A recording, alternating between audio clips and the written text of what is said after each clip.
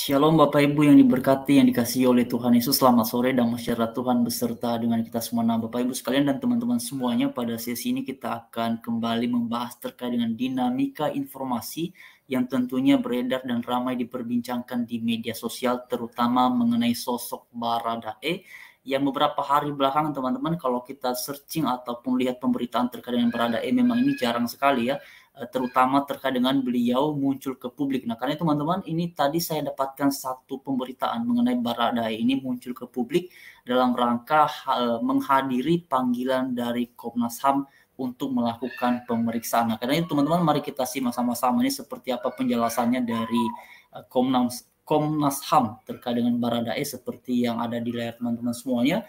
Mari kita simak sama-sama dan tentunya kita terus berdoa ya supaya kebenaran di balik dari semuanya ini terungkap segera.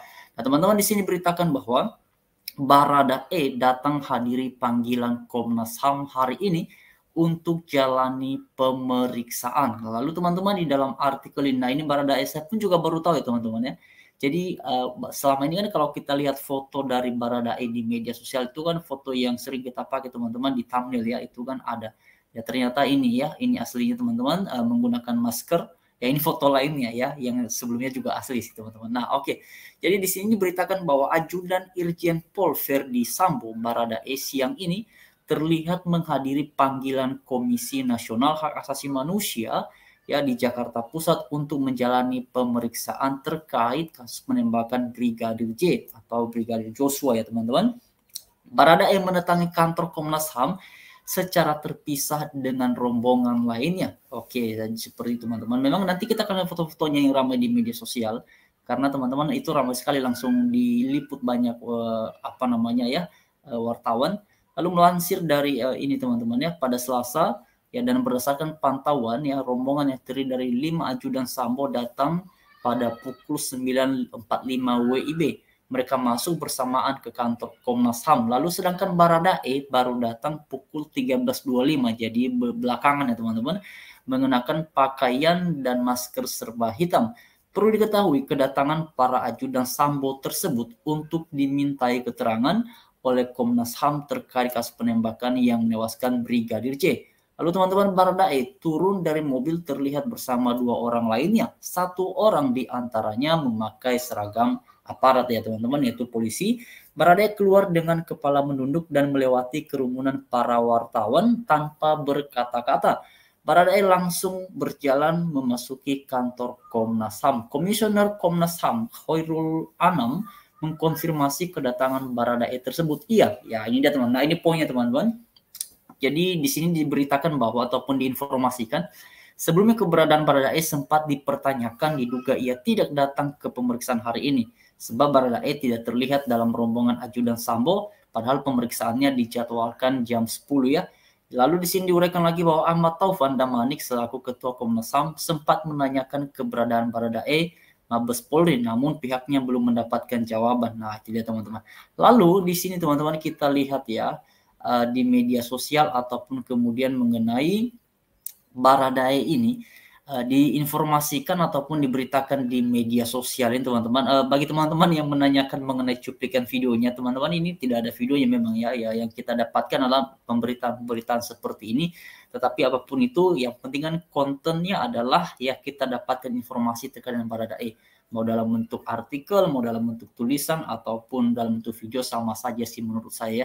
Lalu di sini diberitakan bahwa Komnas HAM Baradae menjelaskan banyak hal. Nah, teman-teman, hanya saja memang yang sampai sekarang menjadi keingintahuan kita ataupun rasa penasarannya kita, kira-kira apa saja yang disampaikan oleh Baradae ke Komnas HAM ini ya tidak diuraikan ke publik teman-teman. Di sini hanya diberitakan mengenai Baradae menjelaskan banyak hal. Ya hal-hal apa itu ya kita nggak tahu ya, tetapi yang pasti tentu terkait dengan insiden yang sudah terjadi yang menewaskan almarhum Brigadir Joshua. Tetapi teman-teman, saya secara pribadi sebenarnya tadi mencari-cari dan ingin tahu juga kira-kira poin-poin apa yang bisa kita simak dari penjelasan ini, dan ternyata teman-teman ya hanya sekilas-sekilas saja ya, informasi-informasi sekilas saja seperti di dalam pemberitaan ini.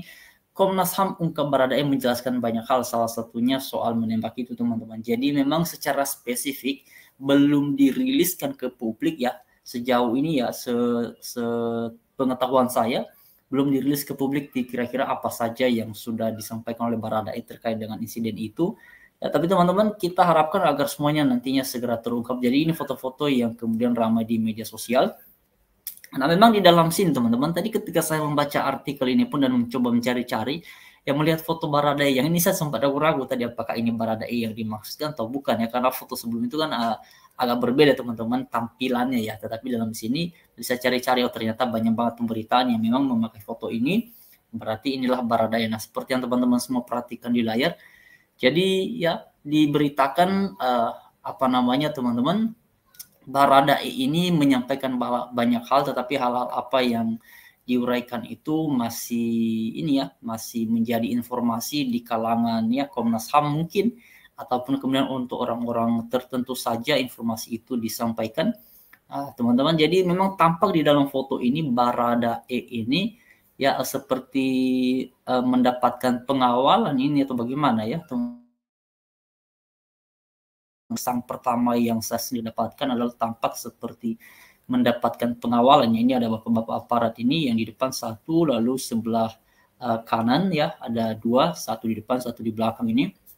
Lalu ada orang-orang yang di belakang lagi ya, apakah itu mereka mengawal Baradae atau bagaimana? Nah ini teman-teman, foto-fotonya itu yang ramai di media sosial.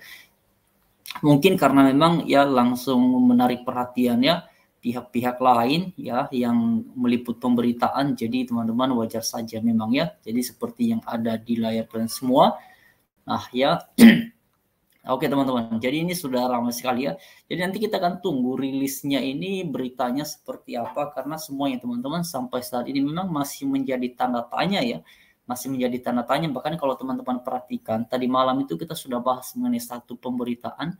Sampai hari ini sudah ada orang yang meninggal dunia, yaitu Brigadir Joshua. Tetapi teman-teman sampai detik ini kita belum mendapatkan informasi mengenai siapa yang jadi tersangka atas insiden itu. Belum teman-teman ya. Jadi bahkan siapa namanya beliau itu ya, Pak Susno Duaji juga sudah memberikan komentar terkait dengan hal seperti itu.